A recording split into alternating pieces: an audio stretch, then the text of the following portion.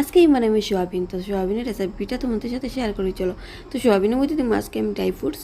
আমার মেয়ে dry fruits খাইতে চায় না, তার মধ্যে আমি সব তরকারির মধ্যে ড্রাই ফ্রুটস দিলে।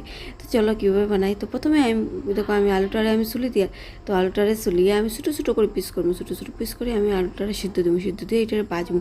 তো আলু চুলা শেষ, কাটা শেষ, এখন সিদ্ধর মধ্যে বয়ে দিচ্ছি। তো পেস্টের মধ্যে বানাইলাম আমি পেঁয়াজ, আদা, রসুন আর একটা কাঁচামরিচের পেস্ট বানাইলাম। তো আমি কড়াইটা বয়েছি, বইয়া এটার মধ্যে আমি সয়াবিন অয়েল দিলাইছি। তো সয়াবিন অয়েল দিয়ে আমি ডালচিনি, এলাচি আর তেজপাতা দিয়ে ভালোভাবে আমি বাজলাম। যখন সুন্দর একটা স্মেল বেরিয়ে আমি দিলাইছি এই যে পেস্ট করছিলাম এই পেস্ট আদা বাটা, রসুন বাটা, পেস্ট বাটা, এই পেস্টটা দিয়ে আমি ভালোভাবে এটা বাজবো। বাজে এটার মধ্যে আমি দিলাইমু হলুদ। তো এখন দিলাইছি আমি জিরার বাটা আর একটু দিলাইমু আমি মরিচের পেস্ট। তো দিয়া এটা মাঝে একটু জল দিয়ে একটু সময় এটা আমি সাতলাই আমি দিলাইছি ড্রাই ফ্রুটসের পেস্ট দিয়ে আমি কাশ্মীরি মরিচটা দিলাইছি গুঁড়া দিয়া, স্বাদ মতো লবণ দিয়া আমি ভালোভাবে বাজলাম। এখন দিলাইমু আমি আলু ভাজিয়ে এটার মধ্যে, তো পনির কয় পিস দিছি দিয়ে এটা ভালোভাবে আমি বাজলাম। বাজিয়ে আমি দিলাইলাম আলু। আলু দিয়া এই যে সয়াবিনটা আমি বাজলাম, একটু হলুদ আর একটু লবণ দিয়ে সয়াবিনটা বাজছি।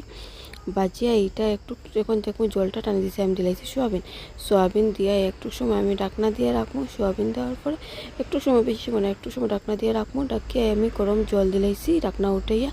তো গরম জল দেওয়ার পরে আমি একটু সময় ঢাকনা দিয়ে রাখছি। ঢাকনাটা উঠে আমি দিলাম কাঁচামরিচ দিয়ে দিলাম আমি ধনিয়া পাতা আর একটু শাহি গরম মশলা দিয়ে একটু সময় এটারে আমি ডাকিয়ে আমি ঝোলটা আটাইয়া এই যে আমার রেডি আজকে সোয়াবিনের রেসিপি। তো বন্ধুরা আজকের জন্য টাটা, বাই বাই।